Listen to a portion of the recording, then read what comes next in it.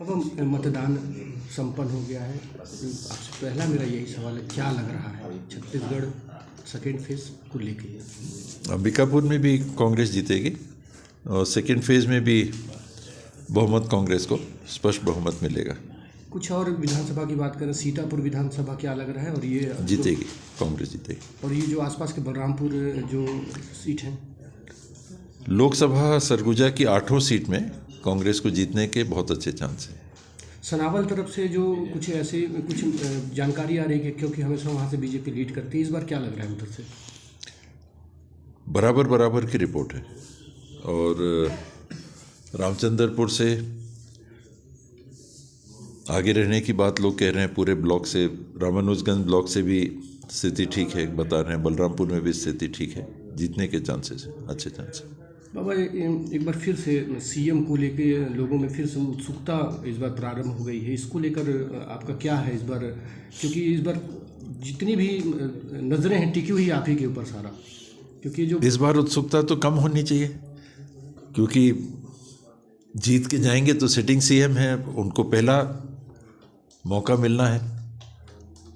इसके पहले चुनाव में कौन होंगे किसी का नाम नहीं था, अभी तो सिटिंग चीफ मिनिस्टर। तो सीएम को लेके आप भी कुछ आगे अपने लिए करेंगे? नहीं, मैं नहीं करूँगा। पार्टी हाईएस्ट लेवल पे ये सब निर्णय होते हैं तो उनको तो सब मालूम है, अपने से करने की क्या ज़रूरत है इसमें।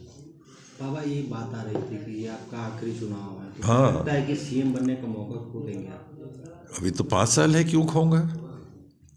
5 साल तक तो जिंदा हूँ ना। मतलब सीएम बनने की इच्छा रखते हैं आप? सबके मन में इच्छा रहती है, क्यों नहीं रहती है, लेकिन आपने पूछा कौन बनेगा, तो स्वाभाविक तौर पे जो सीरीज आप जीत रहे हो तो विनिंग कैप्टन को तो मौका सबसे पहले तो उन्हीं का नाम विचार में आएगा ना।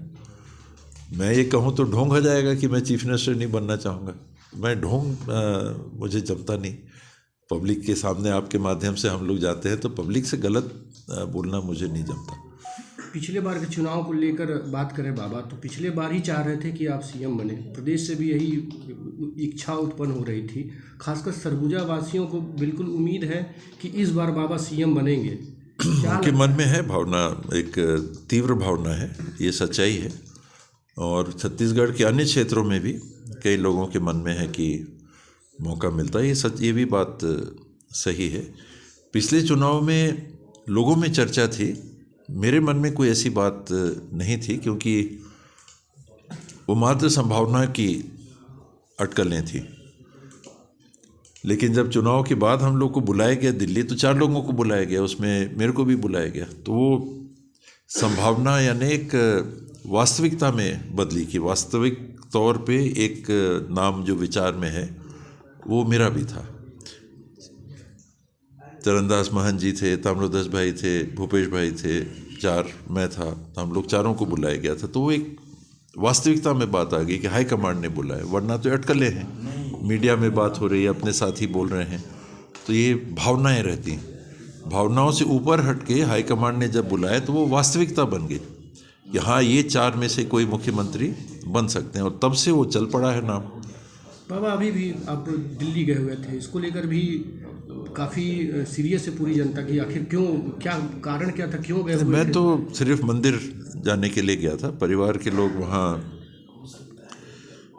एक गुरुजी का मंदिर स्थापित है छतरपुर में, दिल्ली के क्षेत्र में छतरपुर एक इलाका है, और वो बहुत मानते हैं। आदि बाबा है, उनकी माँ, आदि बाबा की बहन, आदि बाबा की वाइफ, बहू हमारी, वो बहुत मानते हैं। तो वहाँ से भी ऐसा संदेश था कि नहीं आना है। मैंने कहा चुनाव के बाद, तो क्या नहीं, वोटिंग के पहले आना है। तो अब घर वालों की जब बात ऐसी आ जाती है, वो बहुत तीव्र समर्पित भाव से जुड़े हुए हैं, तो मैं नकार नहीं सकता था, तो इसीलिए रात को गया, सुबह आ गया। बाबा, कुछ आला कमान की तरफ से कुछ हलचल आपको लेके इस बार देख पाएगी कि नहीं जनता आपको सीएम बनते हुए? ये संभावनाओं के क्षेत्र में है। अभी आपको क्या लगता है?